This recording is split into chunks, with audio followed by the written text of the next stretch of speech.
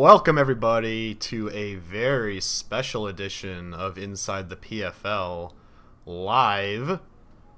This is your host, Drak, and I'm joined by the distinguished commissioner himself, Joe. I'm here, and I'm further away from the microphone, because we're in the same place. Whoa! Oh! Whoa! Yes, we are both here at Joe's place.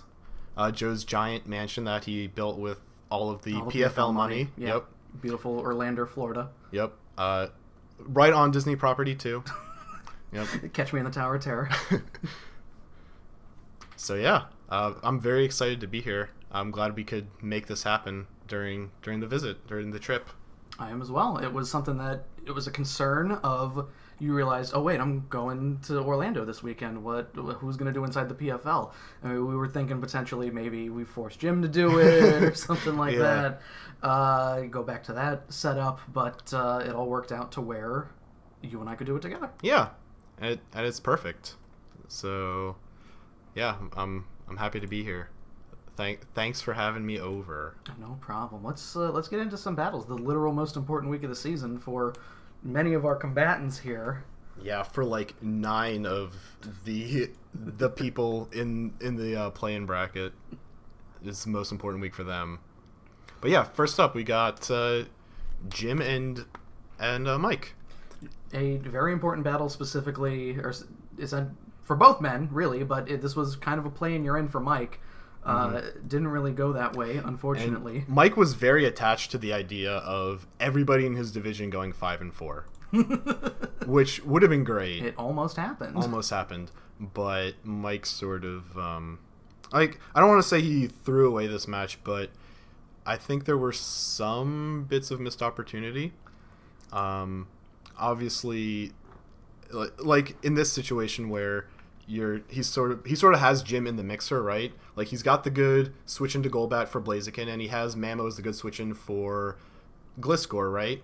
So at this point, Jim is kind of in a tough situation because Blaziken would get 2-tapped by Icicle Crash, and like Gliscor obviously wants none of it, and really nothing on this team wants an Icicle Crash. And then then this happens. 90%. I mean, it is a bit of the cosmic scales kind of balancing, considering Jim took away from Mamo earlier in the season, or Mamo took away from Jim, I should say, and now as things happen, it just the momentum gets completely taken away from Mike in the process.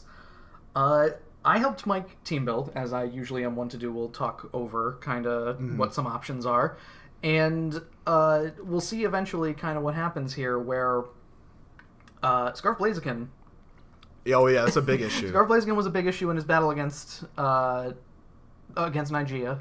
Or Scarf Embor, right. Scarf Embor was, and Blaziken is literally the same but faster. And so I like the all-out pummeling as well here. Yeah, I'm actually so surprised Registeel lived. That had to be like a low range. I'm not a fan of Mike taking his foot off the gas, I don't think, and like using rocks there. Yeah, I don't like that either, because if you know somebody has sub, you sort of have to force them to hit you, especially when you've got a stab super effective move, and it's probably full base power as well. Like, Lele wants none of that. No, I think the calc was it was well over 100% to beat Lele. Yeah, I'm not surprised at all. But Sharpedo ends up being a pretty good option here. I'm surprised Mike stayed in, honestly. I mean, you kind of know the protect is happening, and then if you switch out, he gets another free protect. So yeah, that's true. It's a tough spot to be in, and the Eviolite's already knocked off Golbat, so it's not really doing much. Eviolite's already gone, so that's a troublesome spot for it too, and it just keeps going up here to 2.5, which is as fast as anything can be here. And at this point, this is what we were afraid of with Mega Sharpedo when we changed the Mega Claws. Right. Like, oh god, every match is just going to be like this. Sharpedo's just going to kill something, get the free speed boost. And Mike ends up sacrificing 3 of his Mons to Mega Sharpedo here. Yeah, I think so. When we see later, Umbreon kind of ends up actually it lives being a close good combat. enough. Yeah. Because even though the foul play is resisted, it could have done something. Like, I'm also a little bit shocked that he didn't just hit U-turn here, because it would have been stab super effective. This is one of those things where Mike was already so far behind. I think he was sort of thrown in the towel. Yeah, ends up losing with high jump kick too, because he thinks that he has a shot there too, or like doesn't want the sucker to take him out, and then the foul play ends up kind of finishing things here and would have at least provided... Now, there was another thing where Cinderace had to have Flare Blitz because Pyro Ball happens to be... for Chestnut. A ball move, yep, and Bulletproof on Chestnut is not a good time. That's actually so funny because I remember when I was helping Libo prep for Tristan, we were like, man, Chestnut is actually perfectly counters Venusaur because the moves it gets are Weather Ball and Sludge Bomb. And obviously Grass isn't doing much, so like this being, it's the same sort of idea. Like Amon you would intuitively think is very good for Chestnut. Bulletproof is just really, really good. Bulletproof covers a lot of bases.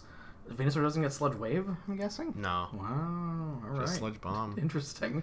And so that makes a solid +4 for Jim, and that puts him... squarely at the head of his division. Squarely at the head of his division, but still only the best of the 6 and 3s, but still only gets him 3rd seed overall, which we will get to. I don't know if we necessarily need to get to the playoff picture, but... we can still briefly cover it. Yeah, I'll put it back in here. So there's that one. The next battle we've got up here will be... Nigeria and Murphy. And Nigeria. So let's get those changed real quick. There's Murphy, and Nigeria's more at the back of place in my notes. Okay.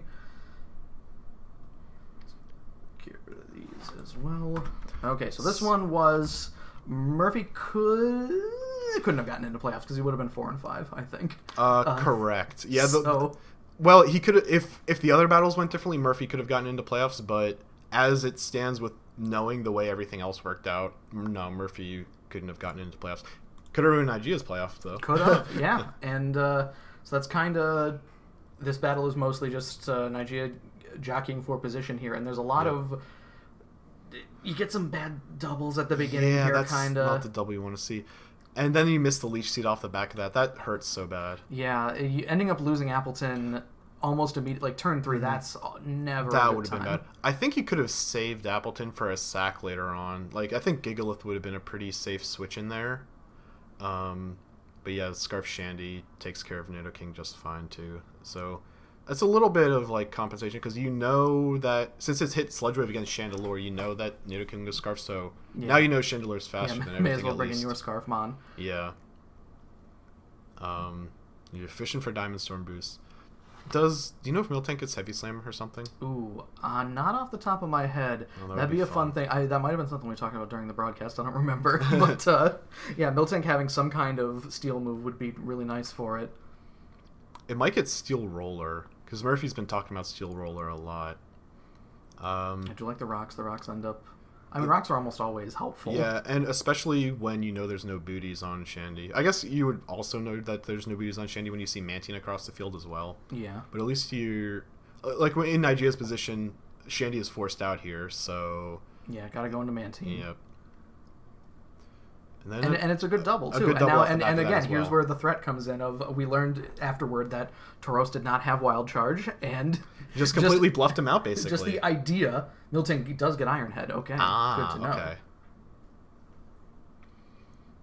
But yeah, okay, and then Murphy makes another small mistake, like sending in Gigalith on the last turn of sand. On the last turn of sand is tough. Yeah. At the very least, I mean, you get a pretty free in with the Iron Head, but you still... Like, once you see the Body Slam... That did so much. That does so much. Tauros, look, Sheer Force, Body Slam... Yeah, Sheer Force Life Orb, too. Stab. Yeah. No joke. Okay, so this is something I think I've noticed in Murphy's battles. I don't think he runs Calx mid-match. Because, unless that was just like the lowest roll, well, with 6%, that's still hard to get the full roll. But something similar happened last week or the week before with a match that we didn't get to cover on Inside the PFL. Murphy ran into the situation where he had Sneasel against Doublade turn 1, and I'm pretty sure Murphy's thought was, nothing wants this knockoff, and didn't even bother to calc if like the stab super effective would even kill Doublade, and lo and behold, it did about half to Doublade, and then he lost Sneasel turn 1. So I think it's one of those things where if you use your timer a bit, you can make more educated decisions. I just think you run Fire Blast over Flamethrower. Yeah, that too, especially on Scarf when you're not going to get any boost, you want the higher base power. Yeah, and I understand that Fire Blast is what, 85, 80? Yeah, it's 85. Okay. I was having a hell of a time with M1 today trying to come up with a move that had 85% accuracy. Oh, that's right. We were We were at Universal today, and we were talking about Pokemon. I mean, we're talking about Pokemon at Disney, too. But, yeah. But, yeah, while you were... I had said something about there was an 85... Or there was a 15% chance of rain, and and it did start raining before we left, of course. But, which is hilarious. It's just like missing A, and I completely blanked on an 85% move. So there we go. Fire Blast. Fire Blast. But, yeah, then... Yeah, he really doesn't have much for, this bulky... sort of wall breaking. I think Fortress got in the way pretty well through most of this, because is that not the Mon that comes in here? Oh no, I like how... Yeah. Alright, so Banded Excadrill 2 is... it's a decent idea in theory. I think I saw that PokeFan gave Murphy some advice in the battle too. I think that was a PokeFan and I'm fine. Look, a Banded is... A band is good, especially on a Mon that you think is going to be sweeping, but then we ran into this weird situation where it didn't really have a lot of time to go off, especially when Fortress was still up. I know it was neutral; it still probably would have been a 3-tap if that. Yeah, I think Fortress was like the hard counter to Excadrill. I don't think Excadrill really gets much to hit it because neutral EQ. Yeah. But that's not going to be a 2-tap. Not the greatest. So Nigeria ends up getting a +2 there, gets a playoff spot. We'll talk about that a little later. Good appearance from Tinder Girl 420 as well. Unfortunate that who knows? Well, that love story may never blossom. Oh yeah. He might have just ruined his chances with... Oh, I'm just going to start this one, because... make sure it's on normal speed. I'm sorry. Yeah, not right. slow. Do not put it on slow. Yeah, because before I even change the things here, so... Yeah, this is a doozy. This is going to be a match. We got enough Gloom, and James is 10, so he's right there. So, I really like James's idea of just hazard spinning Jack, because... Like, Jack's removal is, like, Prankster, Defog on Murkrow, and Defog on Rotom. It's a pretty good team for just hazard spinning somebody, especially when you know like Murkrow's going to be having the Eviolite and not booties. Right. Just the entire really the only note that I have for this battle is James had a lot of James-like battles this season, but this one is the most Jamesist. Elaborate. So, I mean, we've seen like a lot of we saw the speed control with Kartana and things like that earned the only win he got this season. Not that, he's had a lot of close matches this season, to be fair. Yeah, I did the detailed doc yesterday of updating like the wins and loss records of everyone here, and I think I said it that James got his championship early, season 3. He's pretty much he has the ability to fuck around if he wants, and having gone I believe 2-7 last season and 1-8 this season, he's definitely just on an experimentation kind of slide, right. And we see a lot of that in like with having both Tyranitar and the Sandcore and Trick Room. Having the Sandcore and Trick Room, and then Tailwind and Trick Room with Kartana. Mm-hmm. So, I mean, that kind of speed control is fun, and it's interesting to kind of... Okay. Yeah, it is. Made a face there. No, I just got reminded, Jirachi hit Snore. That's right, because he forgot to... James said himself after the battle, I believe, that he forgot to actually click rest before clicking Snore. Okay. Which is a little bad, considering that could have won him the battle, you'd think. Yeah, because he was at +3 when he switched out there. So, I mean, Snore hits everything except Gengar, but, like, at +3, Jirachi will live a Shadow Ball and then just click, like, Psychic or something. Or get a lucky Sleep Talk roll. Well, I guess you're not running Calm Mind Rest, Snore. Yeah. Without having a stab as the 4th move.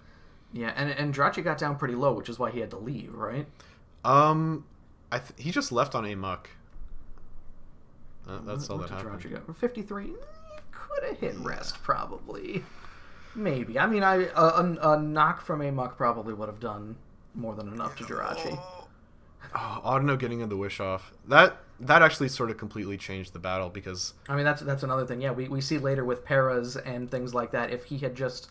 Like, I know Rock Slide is is Rock Slide a 10 or 20% chance to flinch? It's 30% chance to flinch. Oh, all right then. Well, then if he only got what would have been a Scald Burn type situation, would have changed the game a bit, because Audino was the thorn in the side for this entire match. And Jack has been really, I don't want to say leaning on Audino, because that sort of puts a spin on it, like, oh, maybe he doesn't do it, because like that's obviously not true. He does he has definitely earned all of his victories. Yeah. But he's really been putting Audino to great work with like just Wish Protect playing slowly, wishing up a Muck, which is an insanely good special check. Rhyperior, a great physical check. And now, I mean, we say that it could have changed the things. There was a lot of occasional goofiness in the battle too, where they both decide to try to, Jack hitting Dragon Tail to kind of give him it back with Rhyperior against Tyranitar and such. So I like the Burning Jealousy on him. I don't know if that what that necessarily was for other than Rotom, but if he had something like even just a Spirit Shackle or something to hit Stab, that might have been a little bit better because at least forces in Gengar, right? And then from there you can play with a little bit of momentum, like sending in even there Shadow Ball. Yeah, Shadow Ball. First Mon down, 37 turns. 37 turns. I like the this doesn't end up killing. I guess that's for T-Tar, I would assume. Yeah, it's got to be for T-Tar. Because otherwise, Gengar just can't hit T-Tar.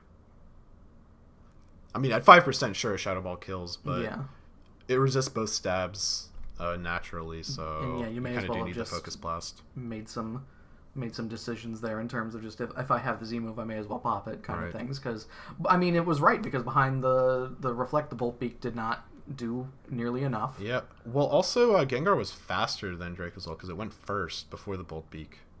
Yeah, he was Life Orb, I think I saw on it. Yeah. Which is also... I mean, if you're doing Trick Room kind of stuff... He wasn't Sandrush, I think, because Sand was up. Because of Hustle. So, yeah, he decided to go for the Hustle Bolt Beak there. Yeah. Well, maybe he thought Trick Room would be the play, or maybe he forgot Sandrush. I don't know. I like the Ice Punch there. I really like the Guts choke. He's not Machamp, obviously, with Guts. You like the Flame Orb set. You sometimes even like the Specs No Guard set to hit Focus Blasts or Fire Blasts. Who doesn't love Specs No Guard Focus Blast? But I like seeing Machoke because it's sort of a novelty to see like a low tier Mon, like a not fully evolved Mon, go without the EVLA. You know, and go more of the traditional build of its fully evolved counterpart. So I don't know what happens here. He hits Protect a bunch. James just hits Protect a bunch. I don't know why. He does. I guess he didn't want to kill himself with Life Orb, but I don't know. Did he want there? Because he allowed Amok to just get. Maybe Audino was faster. Oh no, we were thinking Audino, that. Yeah, I think Audino would have been faster in Trick Room.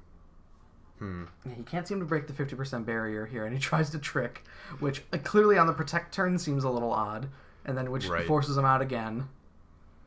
At least the T-Wave doesn't hurt Runerigus. Maybe he wasn't Hustle and instead was Volt Absorb to specifically switch into a T-Wave. I don't know. Maybe. I love the Memento getting Machoken because like Gengar still doesn't want this with 3 turns of Trick Room. This is still pretty good. You aren't gonna do.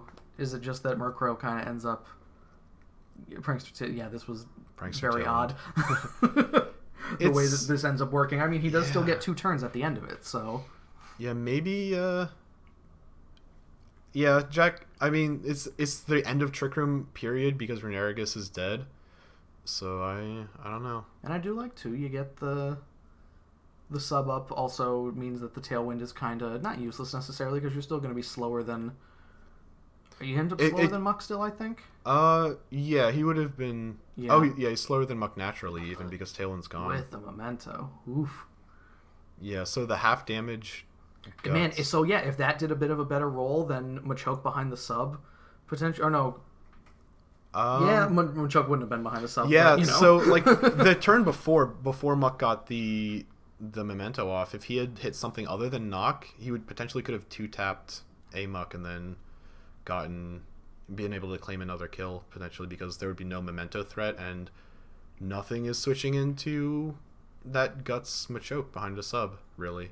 Yeah, and this is kind of just... you want to just click forward a bunch? Until the end of the game, this is all just Darkest Lariats that turn into struggles, and then... Yeah, which is actually hilarious, because if James had gotten a little bit... luckier with the traditionally unluckier, if he had got more para procs, he would have ran out of Darkest Lariats after Jack ran out of wishes. Right. It would have changed some things. I mean, he still could have tried to double protect or something, but...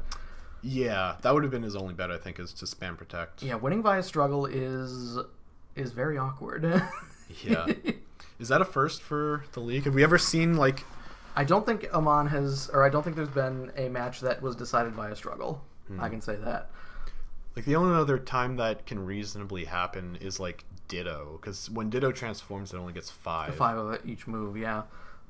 So I think then that Jack winning here cemented him as the top of the play-in seeds. Right. So seed 6. So unfortunately he could not overcome you because you were 2 games above. Right. Yeah, I still had 2 games on him. Even if, like, the last 2 weeks it went differently and we both ended up with the same record, I would have been the one, I still would have been fine for playoffs, I think. Right. But obviously I'm happy to have the bye week, especially with the vacation weeks somehow magically falling on my bye week. So next we've got it's M1 and LCD. So let's probably... Oh no, we can... Yeah, I think slow speed is fine. Slow speed's fine. So M1 doesn't hit a move until turn 4 in this battle, which has been... kind of a thing that M1 has had a problem with, where he wants the momentum and things keep happening where, like, we see the Super Fang and then it's like, oh, well, I may as well leave because I don't know if Hit can kill me, and then we see the U-turn, and so when Kaparaja comes in, so now Kaparaja's in a bad spot, so then Quaggy needs to come in. Right. He just keeps switching out over and over and over again, and it's really tough because M1 has very little pivoting on his team, even on his, like, lineup, because it's really just Lando with U-turn. Nothing else has anything. I don't even think Mr. Rhyme gets teleport. No, I don't think it does. And yeah, like, Kaparaja also is the only check on the team to Clefable, and it's still taken 30 from a Moonblast, so that's sort of problematic. I think that there's also that because he does so much switching, it would be nice if there was some sustain. Like, if M1 had some Regenerator Mons, maybe, that might be pretty good for his play style, just because of wanting to kind of... Just be patient to get a good in. Yeah, a lot of M1's matches, I noticed, were pretty much like, he'll have 5 Mons pretty late into the game after he gets, like, his first Mon down on the opponent's team, but then all 5 of the other remaining Mons are at, like, 25% or lower. Right, and Kaparaja being, like, really the only check to Life Orb Clefable. Didn't bring Salazzle. Yeah, no Salazzle. And he can't switch into Moonblast forever is the thing. Yeah, and there aren't any Mons that, like you said, like 30% from, like, even Mr. Rhyme takes a pretty decent amount here. Yeah, 42. And then special attack. You have special attack drops on top of that. Moonblast is a very spammable move for these sort of circumstances. And then Flamethrower too. You kind of forget that because it's a Gen 1 Mon, they got really... It gets everything for some reason. And M1 gets Pursuit Trapped here too. Oh yeah, he had to Focus Blast. That's another thing with prep and I know, like, just talking with them when he's run into this a few times, like, he's been in a situation a few times, like, he goes, why does this Mon get this move? I didn't know it. If only I knew he got this move, I could have played around it. Oh, that's what Smogan is for. Yeah. when you are in the team building process and you go, oh, wait a minute, is this Mon that I'm bringing to counter something else have a super effective move against me? Yeah. And Mega Titar is known for Pursuit Trapping too. So he maybe just had to double there. I don't know. That was a tough situation because he already had the Calm Mind up. You don't want to get rid of that. Yeah. Now Quaggy kind of gets thrown to the wolves as well. Well, he switches out, but yeah, Bulu first, and Bulu still takes like 40 from Is this Life Orb Magic Guard? Yeah, probably? It's Life Orb Magic Guard. Yeah, that makes a lot of sense. I believe LCD was trying to rack up kills on Clefable because it had 10 kills, I think. Yeah, it was in the same kind of general King of the Kill area, which is not surprising, and it managed to kill Rhyme, I'm pretty sure. And it killed Kaparaja. It got Rhyme low enough to die to, although to die to Titar, but I don't know if you necessarily needed a bunch of investment to get Rhyme to die to upper suit anyway. Sky Strike is always good to have.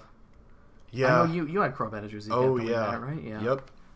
Man, Super Fang, Z Fly, or Z Brave Bird, whatever. So few things, even bulky checks to Crobat, will survive that. It's such a good combo. And I don't think there was really any answer for Slowbro on the team. Maybe you could argue Rhyme with Freeze Dry. Bulu.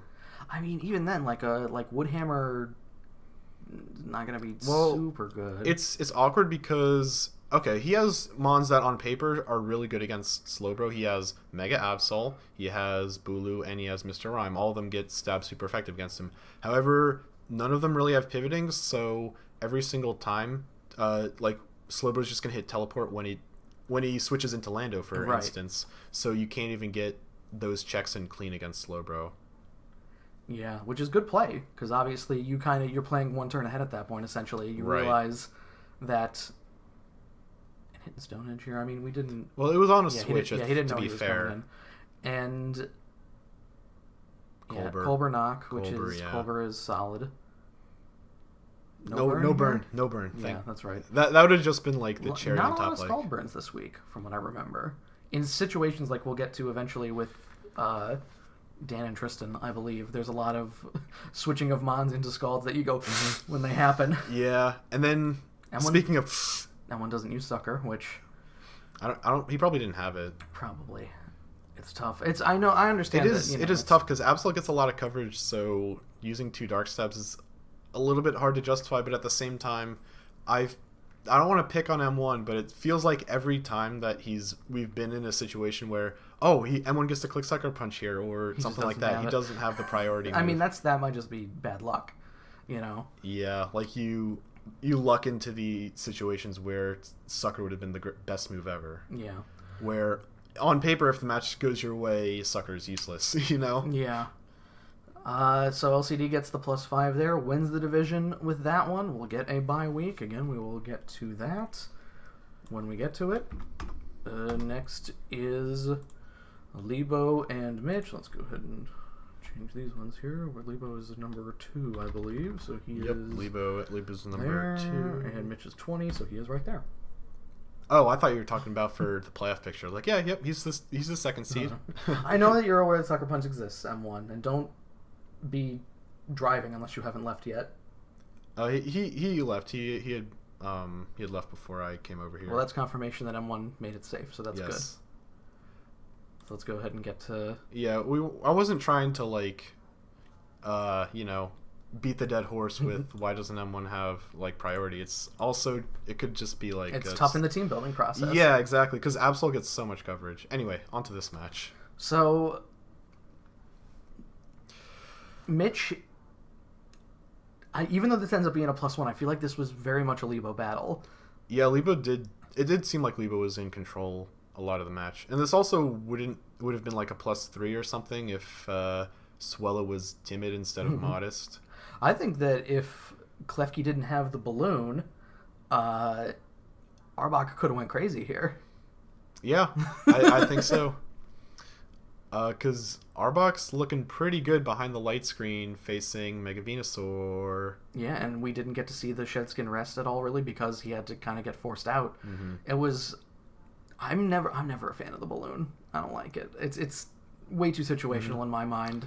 But when you hit these kind of situations where... You're like, thank God. Yeah, it's like, thank God I got the balloon, because I'm sure that Gunk Shot and Earth Power or Earthquake were probably the only things that Arbok had. Yeah, so Rest, Coil, then Gunk Shot or EQ. And that covers all Libo's team, to be fair, unless it's specifically Klefki with the balloon. Yes. And the balloon does make sense. He's Mitch has Crook, right? Halucha gets Earthquake. Because otherwise Halucha isn't hitting Klefki, so it makes sense to bring the balloon. Right. I am not a fan, and we've seen it far too many times, of hitting Toxic Spikes when there is still a grounded poison type alive on the other person's team. This has happened a lot of times this season, I feel like. Yeah, far too many. It might be one of those things where... Well, it's. I was about to compare it to Future Sight, where Future Sight is great because you force in their Dark type or their Psychic resist. But it's a little bit worse than that because they don't have to necessarily switch on a specific turn, so you kind of have to like read the pace of the battle and switch at the right time. And I mean, Pincurchin doesn't have a psychic move or anything, so it's not like if you switch in Venusaur on Pincurchin, then Pincurchin doesn't immediately... Pincurchin has to leave, pretty much. Yeah. So I can understand sort of from that perspective. You have something where like there aren't many mons that get toxic spikes that would have some kind of coverage for, unless does Kofag get psychic or something? Like I don't think so. Like Kofag and Runerigus do not have like great coverage. Like Runerigus, well, they have body press. That's about it. But that's not hitting like a poison type. Crobat then maybe. I don't think Crobat gets toxic spikes. Oh, all right. A lot of poisons from the Sludge Bombs here too. Which Sludge Bomb's 30? I want to say.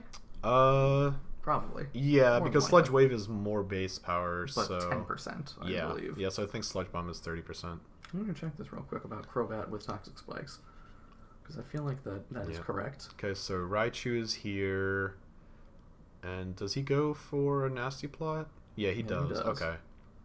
I like that play. I also. Oh God. It does? It does not. Oh, it does not. Oh.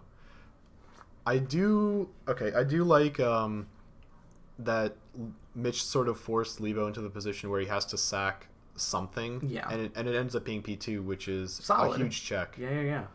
And then, dude, Libo tried this before. This, like, I'm faking, I made a bad move. He tried the exact same thing against Mitch specifically, where he brought in Zoroark disguised as Slowbro, and then he was like, oh no, oops, or something in chat like that. And then he hits Sucker Punch on Raichu, and then Mitch doesn't fall for it the second time. Yeah, you gotta get out of there. That first impression, though, was actually incredibly helpful against Mitch's team. Oh, yeah. So who doesn't like it? Crook doesn't like it. Tangrowth doesn't like it. Alone Raichu doesn't like it. I mean, Hawlucha Quadresist, that's about it. Cryogonal would have died, probably, because its defense is bad. Was it like 60? So that first impression is Money in the Bank against 4 of the 6 Mons on the team. That's a little ridiculous. Right. I also really like Klefki with the Prankster Defog against Mitch's team. Oh, yeah. I mean, getting rid of the terrain is tantamount. Yep. You know? Yep, and then we have or another... paramount. Whatever. Important. Important. Tantamount to nothing. Paramount to the battle. Yeah. So yeah, like Raichu is actually kind of doing crazy work despite just being threatened out every single time by Haxorus. Yeah. I mean, he also should have kind of realized that the defog was going to happen at that point. I mean, I don't know what necessarily you hit Klefki with if you only... I mean, you could... Well, Focus Blast is still neutral. Maybe just hardened a Crook on that turn. That would have been the only thing, I think. Crook doesn't get a ton done, either. Mm-hmm. Okay. He hits Knockoff. I don't know why. You already saw the balloon get popped. Maybe he was just calling a switch into Swellow or something. Maybe he thought something was happening. I Yeah. mean, maybe you don't want to be in the Draining Kiss area, either. True. But if it was on a switch on the defog, you would have... Still, technically, Prankster Reflect would have happened. Maybe his health was lower. I don't know. Well, Crook would have been a turn ahead because it switched into that Draining Kiss hard. Right. So Crook would have been able to kill Klefki. Instead, it just... okay, it still kills Klefki, but... I mean, now it's at 3%. It's going to die to spikes. Does he just leave? No. No, and he behind lets the Reflect, Klefki die. Okay, yeah. Regular spikes were very useful in this match. Yeah. Regular spikes are almost always useful. Especially when we see this situation here of... you take 16 from 2 layers of spikes, and then you got to take a Boom Burst. It does far too much. Tangrowth coming in hard like that was not a great idea. It was not advisable. Although Mitch does, he doesn't stubbornly embrace the mistake. He realizes that he needs to keep Tangrowth alive for Regenerator. I don't know about the second time coming in. It's for a little bit more Regenerator health, I guess. You really only get, again, 14 because of the spikes, too, so... Yeah, I think he should have just brought... Right into Raichu, because then he also forced Arbok to die, pretty much as a result. Pretty much, and Mitch had no way of knowing it was Modest Swallow, of course. Yeah, that too. So... maybe he needed to save Arbok? I don't know. Although Hax gets EQ anyway, so I think... Hax would have just done it. Yeah, and first impression, definitely enough to blow through Tangrowth. I also like that Libo doesn't play it risky or anything and risk a crit Psychic or a crit Psyshock or something like that. And he lets Venusaur go. Lets him go so we can hit the first impression and guarantee a victory. Yeah, exactly. And then coming in...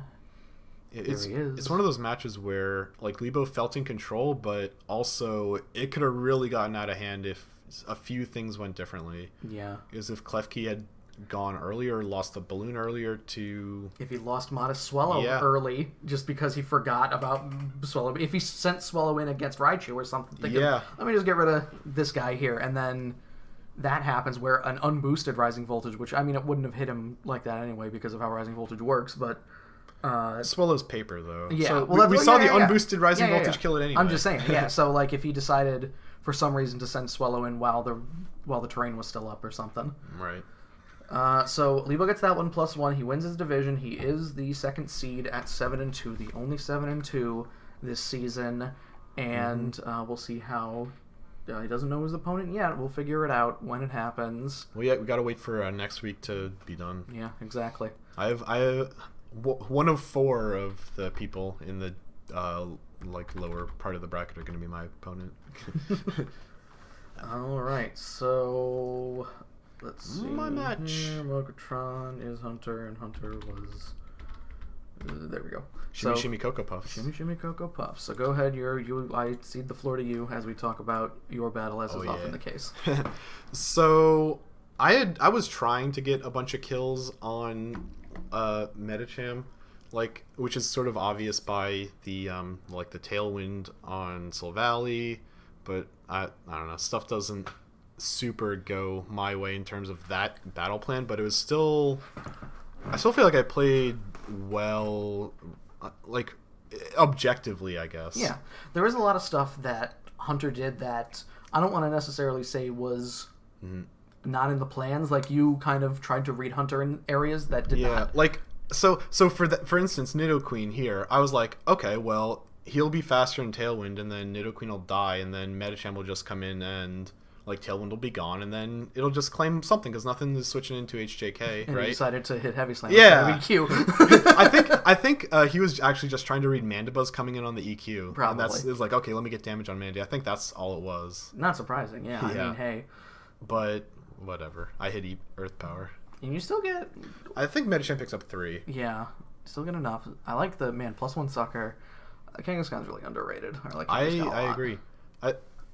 I mean, Kangaskhan doesn't have like super sexy stats, but it's got good stats across the board in terms of like give it the Silk Scarf and have it use Fake Out. Give it Fake Out. Scrappy Fake Out. Scrappy Fake Out. Which I think was there for Blacephalon, because otherwise Scarf Blacephalon would have just rolled this team up. Yeah.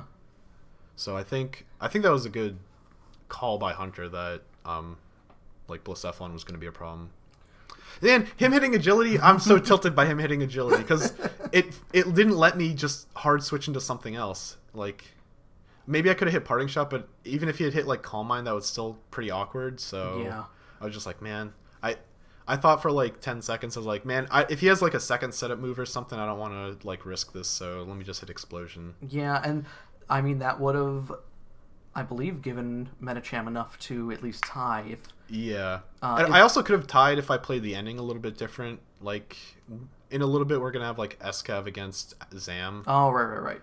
But, I don't know. It's, like, hard to be in the mindset of, all right, I need... Like, instead of just trying to win, I'm going to try to put all the kills on somebody else, possibly at the expense of winning. That's a very odd mindset, and I believe if you lost, you would have went down to 2 seed then. Probably. Yeah, I would have, because Libo has better plus. Yeah, so that's tough. That's a tough place to be. Right.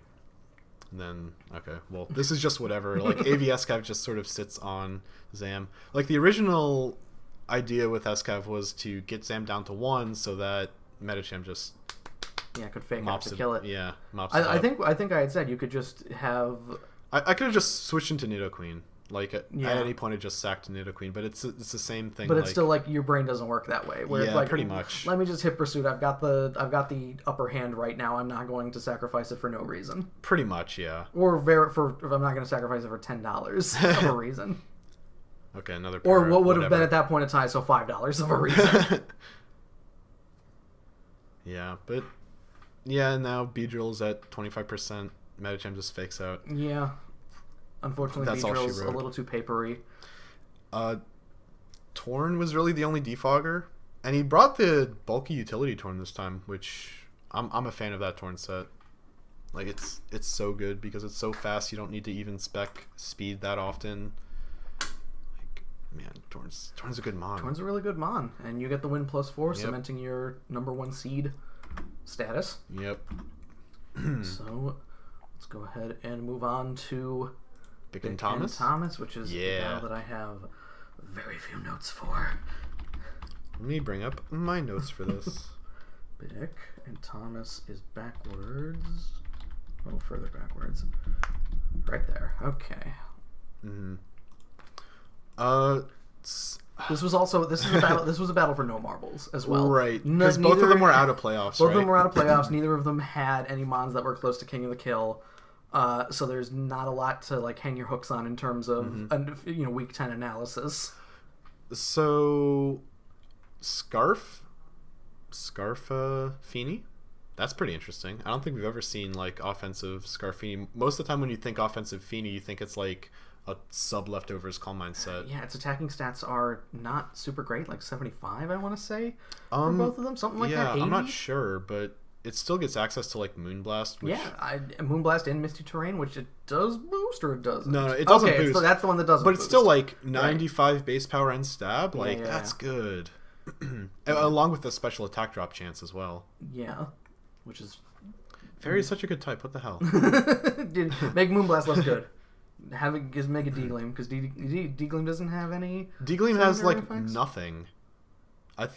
D-Gleam like is maybe a 10% chance to drop like special defense or something. I was gonna say like drop evasiveness or something random like that. Yeah, something that you never see happen with D-Gleam. Right. Like D-Gleam is just objectively worse Moonblast basically. I think the base power is lower too, isn't it? Yeah, it's 80. Base power of 80. Okay, so Skuntank's Life Orb gets knocked off. No additional effect for D-Gleam, by the way. No additional effect, even better. I like Taunt. I feel like Taunt's been underutilized in the league, even though he decided to go for the Stomping Tantrum instead of the Spore. Well, Taunt is great for like when you're facing Audino. Oh, definitely. Even when you're facing Amoonguss, like you can just hit Spore. All right, this is not. That's not the double that Thomas really wanted. Subbing up here too, it's like you're lots of subs this week. You're letting Garchomp kind of do what it wants with the Swords Dance too. Oh my goodness! Especially with the swords, it basically claims 2 kills because Garchomp just being naturally bulky. Did we determine that this was probably AV Amoonguss too? Because it didn't use Spore at all. We only saw Stomping Tantrum and Giga Drain. Well, I think in that situation, when you know he has sub, you can't ever click not Giga Drain, right? Because then it's got +2 behind a sub and faster than you. But yeah, Garchomp essentially just claims 2 kills here for free because Thomas really didn't have a check for it. Like his check was Amoonguss, I guess. Well, I mean, Audino does pretty well to stop it, I think, because... Yeah, Audino does. I mean, even at +1, like 36 is pretty decent. Getting only to 1%, though, that's rough. And I feel like that's a big calc. I feel like Bick would think, like, okay, I need to spec Garchomp enough so that, D-Gleam from Mega Audino is a 3-tap. And thank you, Lord Ariados, that D-Gleam... I was not aware that D-Gleam was a move that was a doubles move to hit 2 mons. Oh, that's a nice thing for it, but unfortunately holds no water with us. It's the mon you give Audino because it does not have Moonblast. Right. Like, doubles... Game Freak loves doubles for some reason. I don't know why. Like, they seem to balance everything around doubles. It doesn't make a ton of sense to me. I like the mist... the mist and headbutt there. It's actually a little funny because if Thomas had just, clicked Wish or anything, like it would have been a completely different game. Like, could have changed things. Yeah. Life Orb Entei is so big. We're finally in a place here too. I mean, I like the flinch. That's always good. We're finally in a place where Entei can get a kill. Mm-hmm. I don't remember if Entei ever got a Sacred Fire burn this season. So. I don't know. So I don't know if Bick was that bad. He's gonna have to be the one to show it to me because I'm not gonna look it up myself. I feel like Swampert got burned by it once or something, like in their first match. I don't know for sure though. I just Entei's still a good mon. Okay, Rindo Berry. Oh, I thought we saw. Oh, no, maybe I'm gaslighting myself. It's on Pulte that we end up seeing. Oh, okay. that Paltie's got instead the of shell smashing, he goes for the Giga Drain here, which procs the Rindo Berry, which, I mean, I thought that was... you could have shell smashed here because you end up flip turning, but... That flip turn would have been real close to killing, though, because at, like, 1.5... Well, if he had White Herb, because we don't know. Oh, yeah, true. Wait, what did it knock off? Oh, we didn't see because it died. Okay. Unfortunately. Oh, no, it knocked off the Focus Sash. Okay. So, yeah. Oh, so it would have been fine then, because Yeah. it was sashed. So, yeah, he probably should have taken that opportunity to shell smash. But then Skuntank comes in with Sucker, so... Or Shadow Sneak on Gallade, potentially. Yeah. It's tough. Yeah, there's always situations like that in a battle where it's like coulda, woulda, shoulda. But maybe like... Well, we didn't see Sucker there, so... I don't know why it would have come in. Why Skuntank... Oh, I guess, well... it's slower than E-Speed anyway, so maybe it was something like that. So, Bick gets the win on that one, +2. Again, no real implications in that one, unfortunately. Other than Bick gets to prove that Entei sucks. Oh, well, and the jury's still out on that one. Entei is a good mod. Entei is so good. Bick is high on his own supply or something. Next, we've got Dylan, who is there, and Manny, who, from this perspective, is there. Okay. Let's start this one off. This is another one that... I mean, this was for the division. Where this actually had really big playoff implications. both of them still do end up in the playoffs here, but this is, who gets the bye week. Yeah, it's the difference between a bye week. Like, it's great that we have 3 more people in, but at the same time, like, they're not... They don't want, like, their entire season based on a single best of one. I mean, a best-of-1 game is not where you want to end up, which is... But I also think that's like a fair compromise between like having so many 2 out of 3s. Missed Head Smash number 1 Smash. for the Willow there. I'm so surprised Manny even stayed in. He must have had the Charty Berry. That's the only thing. Flareon's pretty big, so I mean, did it have lefties? It's like 65-60. Oh well. Like I think it's health of 65. Manny plays it very big, I should say, because we'll see here later. Like Flareon takes a Moonblast pretty well. It's the big 130 special defense. Okay, why does it? I don't know. Does Flareon have 130 attack and 110 special defense? Is it? It's something like that. Yeah, I get my stuff confused there with what Eevee has. Yeah, what gets what? Because I always assume that Espeon's the one with 130 special attack, but I think it's the one with 110. It's 130. It's got 130. It's 130 special attack, 110 speed, and Jolteon's the inverse. Gotcha. Okay. Yeah. So, was this Scarf Rotom? I mean, it keeps leaving. So, it's not faster... No, it is faster than Zero at the end here, so it must be Scarf. Yeah. Also, he can't really click Volt Switch against this team because he got the Ground type and Volt Absorb on Zeraora. So, even though there's some certain situations where it looks like just the Volt Switch is free, it isn't quite so free. I like the Brave Bird. I like Corv being... Manny has made Corv a bit more offensive through most of this the season here. Mm-hmm. Like, other than just the typical Brave Bird set. Right. Yeah, and Rotom just hards out after Willowing, so... I wanted to see what Azelf had here. In the back of my mind, not in the broadcast, because this wouldn't have happened during the broadcast, I don't remember, but I was like, ooh, Whimsicott has Infiltrator. Yeah, it's hard... You forget Whimsicott gets Infiltrator because you love the Prankster. You assume Prankster, yeah, because it's... Yeah, you think Prankster Sunspore, Prankster Tailwind, Prankster Memento... Also, I gotta say, Mega Glalie has been a monster this season. Yeah, he really has, and I think a lot of people, myself included, have been sort of on Mega Glalie just because you hate your Mega being weak to rocks. And also, its defenses are not the greatest, but... Like, at 100 speed, it's a really, really good wall breaker with Refrigerate. Does everything go into... Because it's 100 speed, I know. Does the rest of the 60 go into the attack stats? Yeah, it's attack and special attack. Are both 110? I think it's at 120, 100. Okay. I was going to say, I don't think its defenses go up at all. Because base Glalie is 80s across the board, which is honestly insulting. Yeah, Glalie is... Oh, this turn. Why did he click King's Shield on the rest turn? He might not have known that rest was coming. You got to do your homework. Yeah, I was going to say. He's been running rest every single week. This has been very popular.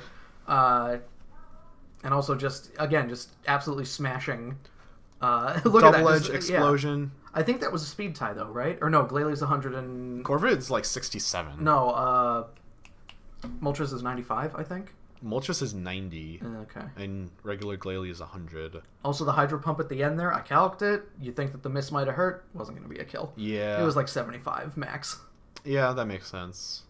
So, Zeraora is naturally... he's bulkier a pseudo than it looks. He's a pseudo legendary, so of course he's bulkier got amazing stats. It's not Jolteon out there. So Manny gets the +1 there. A narrow victory just because 2 head smashes missed, and we've seen all season Tyrantrum has done a lot with those head smashes. Oh yeah. So that's a tough one to end up losing to, but Dylan still makes the playoffs anyway in his one and done situation. He ends up going against Jack because is he at the bottom? He is at the bottom. He's the 11th seed, and we will get there when we get there. This one also a lot of implications in Kyle versus Dave. This was all of the implications. In a match where neither of them end up making the playoffs. Right. Dave was in a winning you're in situation. Yeah. It's also funny because, like I mentioned earlier, that if Murphy won, he would have knocked them both out of playoffs. But the inverse happened here. Kyle won and knocked both of them out of playoffs. Well, I mean, Dave could have... Kyle could have gotten in if not for another match, but yeah. Right. Well, the same thing applies to Murphy's match as well. That's true. So, I mean, this one is... Dave has done interesting things all season, I'll say, where I feel like there were... Early on, he got, I believe, 2 +6s. Yep. And... Yep. I don't know if he kind of like kept in that battle strategy in his mind because it might have been everybody kind of got smart to it. I think it's the natural high risk play of having all 6 be setup mons. Yeah. Where really the only sort of backbone I want to say to this team is Incineroar, where it's like a safe switching against a fair number of things and it can parting shot out. By the way, sending Metagross in against Scald, very risky. Yeah, very bold. I love the weakness policy like for this specific situation. I think he should have hit like a psychic move or something. I think the problem is he didn't want Bisharp to come in. Yeah. Which is, and we do the opposite thing here where you're forcing him to reveal Ice Punch with the thing. I like that too, where like why would Gligar stay in when you know Ice Punch is coming? So let's just make sure he has it. There's Victini. Okay. It's one of those things where you have such a strong mon on your team that your opponent has to prep for it, so you can make plays like that where you just double out twice, which on paper seems like it loses momentum, especially in the face of sorry about bumping the desk, especially in the face of a weakness policy Metagross. He's still sitting pretty well. All right, so the problems start very soon here, where I like the Tailwind. Yeah. Actually, I'm sorry. He the waits start out a little Tailwind. later. Excuse me. I think Dave does a good job waiting out Tailwind here. Just switching over and over again. Well, I mean, you don't necessarily love switching over and over again, but at the same time, like it's a good call out that Gligar's gonna click the ground stab. Yeah. I like you trade the knock too, and you make sure you get the Eviolite gone. But I think he just kills him with Dynamic Punch here anyway. Right. Kyle sort of just lets Gligar go because at that point it's not switching into anything anyway. You got the rocks out. There really doesn't seem to be any removal because I don't think that Thundo gets removal. I think Thundo does get defogged, but you're never running. Probably not running. You're not running it on Thundo. Thundo T, yeah. So yeah, those rocks are basically there to stay at this point. And no booties on Incin. I don't know what he has instead. I forget. I don't know if we end up seeing. Yeah, I don't know. And you get the knock there, which you don't want a Flare Blitz against Victini necessarily. And you do get 2 here. Maybe he should have just clicked Flare Blitz. On that turn, Flare Blitz probably would have been a pretty good play. Yeah. He probably just I'm getting Sucker Punch this turn. Like, I'm frustrated at myself. I'm just clicking something, not taking the time to think well, it's Bisharp. Bisharp loves the Swords Dance. Now, I love how... So Dragapult comes in. We have to send Incin in to... Oh, no, excuse me. We Willow first. Yep, we Willow first. I like it. I like the Willow. Yeah. Oh, no, there's not another Intimidate here. This is just a Colbur to make sure that Sucker Punch does not kill. And even though it does 68%, it does a lot. But at least Dragapult gets a kill here. Yeah. Well, Bisharp would have mopped up this team with otherwise. Yeah. Does he just die to Grassy Glide here? Yeah. Okay. I was gonna say, why did he? I forget if he just flamethrowers here again. Which Grassy Glide. Kyle has done well with Rillaboom having Grassy Glide. Yeah. And I think Dragapult could have still been useful there because it's still faster than everything else. Yeah, other than Grassy Glide. I might have been able to pick off Victini potentially, or even Hariyama, because it gets one more turn switching into the rocks. And again, we have this thing here where he plots. No, he subs, and then he plots. Right, for Glaciate. Yeah, Glaciate goes first on the turn and the Dark Pulse doesn't kill Victini. Right. Yeah. Which, making Thundo modest is... I understand why you want to do it, but, like, that's rough. Especially when... You're facing a Mon that's one base speed slower. Yeah. Like, what was the alternative there? I think that if he were the higher one... Like, timid? If he were timid, yes. It still would have 2-tapped Victini, the Dark Pulses, and you still would have been behind sub, or you would have had the sub gone at the end. But you would have been at, 50% or something? You still would have been in a good spot to where a Grassy Glide couldn't kill you, and you had something for... Well, Thundo would have cleaned up that team, honestly. Pex Hariyama... Hariyama might have taken a Thunderbolt pretty well. Yeah, that's true. Oh, right. No special flying stab for Thundo. I mean, hey, you don't want to make them too powerful. Yeah, but then they have Game Freak makes other mons way too powerful for no reason. Yeah. So what this one boiled down to then was Dave. If Dave won, he was in. Dave lost. Kyle was now 4-5 with a very high plus, and it came down to if Tristan could beat Dan, or if Dan could beat Tristan. If Dan beat Tristan, then Kyle was in. If Tristan beat Dan, Tristan was in. So only one De Silva making it. Let's go ahead and have that battle up here. The most important battle of the week. Most important battle of the week for several people. There was implications on all ends here. We don't get too many battles like that. And I'm going in the wrong direction. Is this the first time Dan has brought Pikachu? I feel like he brought Pikachu once before. That might have been a 700 I think club it was a thing, 700 club battle. but I do not remember. And I think I said this when I was just talking with you and Jim. I gave Murphy Pikachu in the Know Your Enemy bracket, and then I was running Calyx when I was prepping. I was like, oh no, that was a mistake. Yeah, there's a reason. Doubling your damage on everything is so much. You might think that having Pikachu still being on our tier list is a joke, but it's a good mon. Yeah. It can be pretty, it's definitely situational and definitely a tier 5, but it's still something that you can't really, Pikachu. Yeah, you can't sleep on Pikachu. Stringgrace Thunder, Tristan's been... That makes it 60, so yeah. Tristan's been slamming those all season. Honestly, really smart. He's used Meloetta very well this season. Oh, yeah. In ways that... I know that my most experience with Meloetta was when M1 used him his first season, and... it was mostly like an AV set, usually with the big 120 things to specialty. get things to Calm Mind stuff to help with the special defense. Yeah. Well, that wouldn't be Calm Mind if it's AV, but you know what I mean. Well, either or. Yeah. Sometimes you need the 4 moves and coverage. Sometimes you can just set up. Tristan's used the pirouette form. He's used Z-Psych up very well, and just in general, Meloetta coming in anytime that. Anytime that Comfey comes in, basically, because the Drainage does absolutely nothing to it. Yeah. Full defensive Zarude.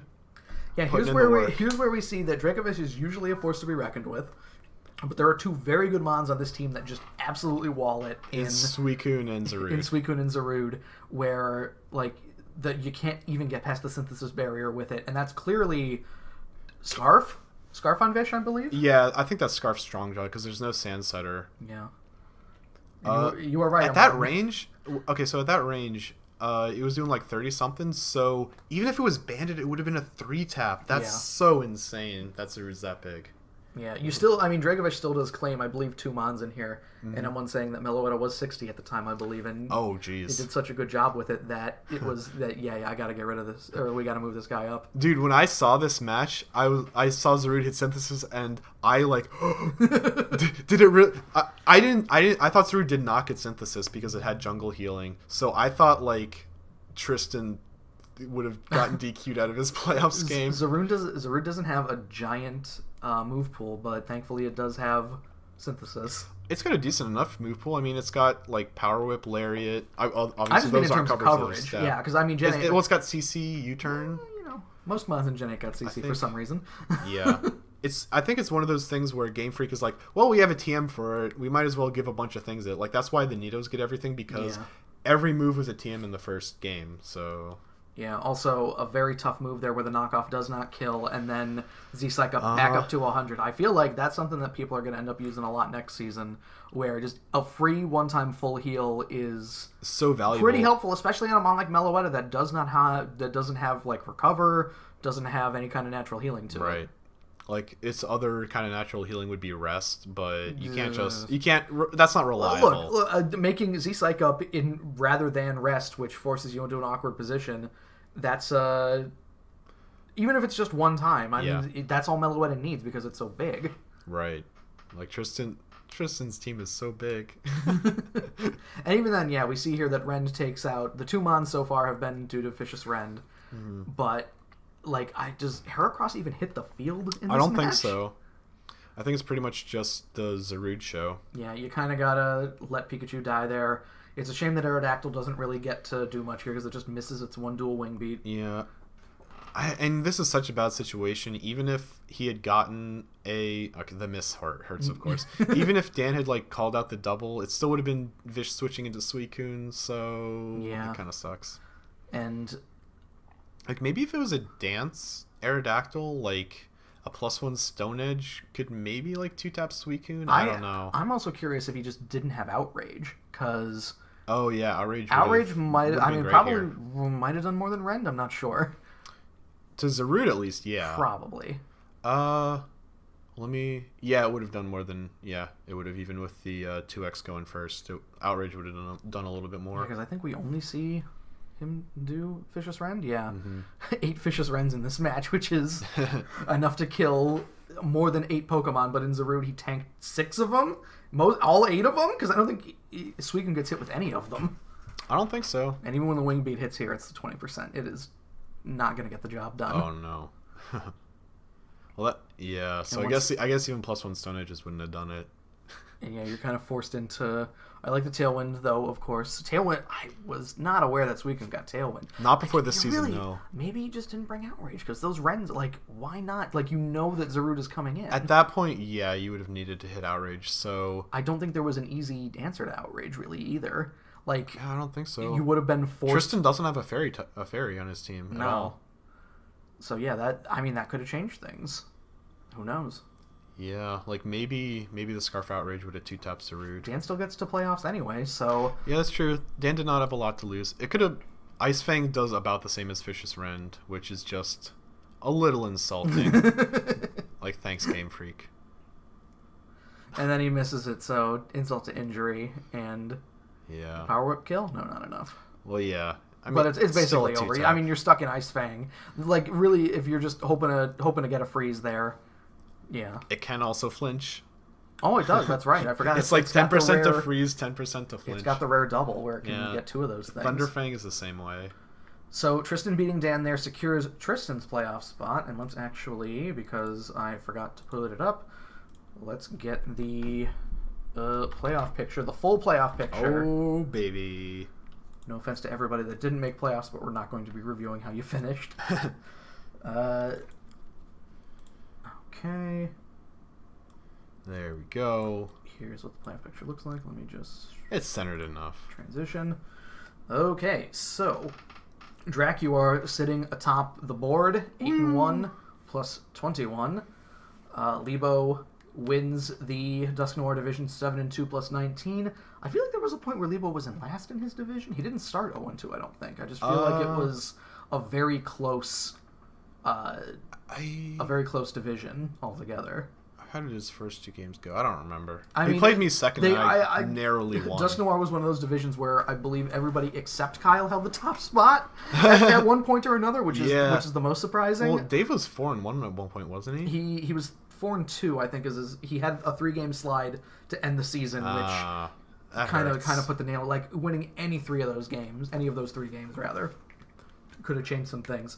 Jim wins his division, the Drifblim division, 6-3 plus 23. LCD wins his 6-3 plus 22, and Manny rounding things off 6-3 plus 19. All 5 of them will get a bye week going into the playoffs. They are guaranteed top 8. So I'm glad to have the rest. What we need to look at here then is the seeds 6 through 11, which will be having a play-in week. Yep. Next week, Jack gets top of that 6-3 plus 23, so he tied with Jim. He would have been the 3rd seed in any other division. Other than mine. Other than yours. Or maybe Libo's too. Right. In Driftblim, we also got Tristan 5-4 plus 16, and his win jumped him from 11th. Potentially 12th seed. Yeah, potentially the 12th seed up to 7. Dan going 5-4 plus 14, so 3 people from Driftblim get in. If Mike won, maybe 4 people from Driftblim could have got in. Yeah. Because Mike was plus 11, so he could have jumped Dylan. Yeah. Yeah, you could have. So yeah, they all would have been 5-4. Wow, then a 5-4 would have got kicked out. That would have been crazy. Having a winning season after and still not getting in. after we increased the number of people getting in by 3. Yeah. That would have been rough. Mitch gets in at a solid 5-4 plus 12. I think Mitch lost his last 2 matches, I think, but he was still 5 wins is now. There was a point where 6 wins did not guarantee you entry to the playoffs. So yeah, I think one of the seasons where I think it was when I was in Jim's division. I was 7-2 with a fairly big plus, and I was the 7th seed. Yeah. So yeah. Yeah, that's tough stuff. But now a 5-4, barring any kind of situations, is basically a shoe-in, which is good. And even then, in some situations, we could have had a 4-5 get in. So, right. And we could have had a 5-4 get knocked out. Yeah. So I like that. Yeah, the expanded playoff format adds for a lot of things. Nigeria gets in 5-4 plus 11. That one is, winning your matches on average around +2 is way too close for comfort. Yeah. And Dylan finishing things off 5-4 plus 11 as well. But earlier in the season, when Nigeria faced Dylan, Nigeria won that match. So Nigeria gets the jump. Okay. There. They won't necessarily be on opposite sides of the bracket because it's going to depend how the playing games shake up. Right. Because I believe you said that after the playing basically the bracket or matchups happen, right, they're going to get reseeded basically again. There's reseeding, so if just for the play-ins, not for each round of playoffs, correct? Right. So if say Mitch, Nigeria, and Dylan all win, they go from how does that work? They end up essentially being 6, 7, 8. Yeah. Pretty much as a result. Yeah, that makes sense. Or say, I don't know necessarily if it changes, because if Jack wins no matter what, he faces Jim. Right. If Dylan wins no matter what, he faces you. Right. That's basically what it boils down to. For that battle, which... Yeah, so I'm fighting one of Dan, Mitch, Nigeria, Dylan. Let's go ahead and just go over to the big graphic that I made. Hell yeah. So here's what the battles are going to be. It is 6, who is Jack, against 11, who is Dylan. And, like I said, because Jack can't go any higher than 6, he essentially is stuck there. And because Nigeria, nobody can be lower than 11 technically, so if Dylan wins, he goes right to you. You face the lowest seed, Jim will face the highest seed, and Libo fights whoever is left, basically. Mm-hmm. Yeah. That's how that will go. And then Manny and LCD are fighting each other, of course. Yes. So they both already have an extra week of prep time. I referred to it as Batman time, I believe. Batman. Just extra prep time, so real Batman hours. We have Tristan going up against Nigeria, where that one is definitely going to be an interesting one, and Dan and Mitch, where we'll see. I was looking at the matchup on paper. Man, Mitch is going to have to pull out some stuff. Mitch is going to have a tough time. I said that Mitch is going to call in the Coast Guard, basically just all the favors that he has available to see what kind of team that can be built, because, in a one-game scenario, you can pull out a lot of stupid, crazy bullshit. Yeah, and it could come down to a Miss Zen headbutt. It could. Still not mad about that. I'm not mad about that, by the way. Hey, it was a slow process bringing us to where we are now. I think my first season, it was only the finals were best of 3. It up until season 7, before season 7, everything was just a one-off. Season 7, just the finals. Season 8, it was just the finals, and then I think by 9 we were doing the semifinals, and then 10, 11, 12, I think it's all been full best of 3s. Full slate best of 3s.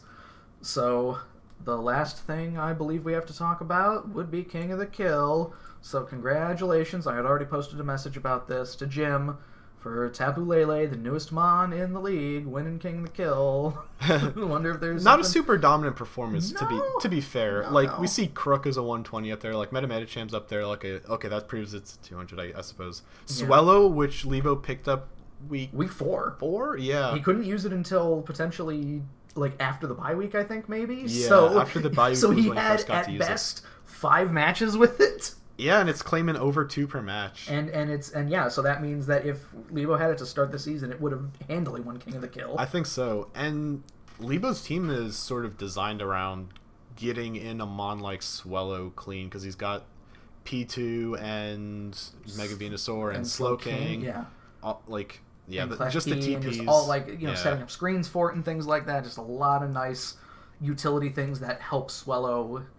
He's essentially playing Hide the Swellow. We've talked a lot about Hide the Mega Beedrill. Hide the Swellow works just as well and probably hits harder probably. Yeah, probably. I think Hide the Mega Beedrill is just so good because this stab adaptability U-turn, right, hitting everything. But still, Specs Boom Burst is gonna hit harder than that. Yeah, and we have basically a more than 6-way tie. I think these are everybody that has 11 for 5th place of Incineroar. Nidoqueen has 11 too. Ah, you're right. Because it got the one Steelix kill. Right. So a 6-way tie for 5th place, a 7-way tie for at least place. A 7-way tie. At least a 7-way tie. Incineroar, Gengar, Mega Altaria, Victini. Victini getting in there was late in the game too because it did so well in the match against Dave. Yeah, I think it picked up 3 kills. Clefable and Mence both having 11. If some of those kills were kind of split more among LCD's team, things could have been a little different. I think Togekiss still finished with 10 because it didn't show up to the match. So Jim, in addition to already having his Conference Cup $5, he is getting the $10 from this. So watch out, because he might be going for the 50 for the championship. Oh boy. Or the 10. I think 2nd place is also 10. Well, Jim's on the opposite side of my bracket, so if I face him, it'll be in the finals. Ooh, baby. But that's pretty much how things are looking. So this is what we'll be looking for next week. I have not messaged anybody yet about getting the battles done all in one broadcast, which would be fun, which would be nice. I don't know. We'll figure it out. If not, we'll see. I'll do recordings and put them all together for maybe one video. Oh, that'd be nice. We'll see. We'll figure it out. Summer Sanders, Danny Tamborelli, Keenan Thompson, all your favorites, Lori Beth Denberg, and all the others, all your friends. And I'm sorry for this last section here. Oh, did you want to talk about the? Yeah, I was about to. When you were done rambling, I was like, we got one more thing to talk about. The commish picks. You don't have a graphic for it, but I ended up with 44 points. Mike ended up with 46, so he won the commish picks. Let's keep it going. 3 matches. All right, I'm picking for Mike right now. All right. He did not ask me to. All right, I'm picking Jack, Dan, and Tristan. Jack, Dan, and Tristan. Those are my 3. You know what? I'm going for the opposites. So then if you win all of them, then you technically win over Mike. So yeah, technicality. The commish got a new Pokemon and it won King of the Kill. Something to think about. And that commish is picking first next season again. Oh boy. And he's not going to waste it on Regieleki this time. Was he first overall when he picked Alecki? Yeah, Regieleki has the distinction of being potentially the only non-200 Mon now that was picked at number 1. And then subsequently dropped. Yeah. Which, it was 160 at the time. So, or no, I'm sorry, Togekiss got picked at 120 at number 1 time. That had to be Murphy. That was Murphy because he knew that Mike was going to take him at number 3. Oh, so he was he colluding? And I think that Mike told him it in some kind of drunken stupor, and... Oh, it was probably some, before we knew this pick order or something. He's like, yeah, watch out, Murphy, I'm taking Togekiss from you. Yeah. And Murphy's just like, eh. It was like, no, you're not. So... so is anything else we want to do before the end here, or are we pretty much good? Well, I would ask if it's the most important week of the season, but we just had the most important week of the season. Look, I don't know what the fuck you were talking about, because I don't give a shit if 14 other people are not playing because the most important week of the season for these 6 people, could not get more important in a win and you're in scenario. What is essentially win and you're in? Like best of one. Win and, like we put it on the docket saying that this is the playoffs, but it is. It's the play-ins to the playoffs. This is the expanded format. This is the play-ins to the playoffs. It's the TPPI. Yeah. The PFL. It's the PF layoff. PF lay-in, yes. The PF layoff, PF lay-in. I didn't even notice you made that on the. You did that on the first infographic. Well, that's just me being stupid. You being cute. Yeah. So it is a play-in. It is technically the playoffs, sort of, whatever. We'll get there, but in a 1-year-in scenario, it's a lot like MLB. I would consider it still the playoffs. It's still the playoffs, but things get serious afterward. So if again, it all might rely on a move that has 95% accuracy. It really could. We see Tyrantrum there. Like, look at those head smashes. Is Dylan going to be putting his life on the line for an 80% head smash? I mean, like I would. Look, hey, if you're a gambling man. Rockhead stab head smash hits like everything. So yeah, so I think it's very safe to say that this is the most important week of the season. It's the most important week of the postseason. Of the postseason. The most important week of the postseason. And then with that, I think that's how we will end. I think that's all she wrote. Inside the PFL. Thank you all for joining us, and good night. Good night.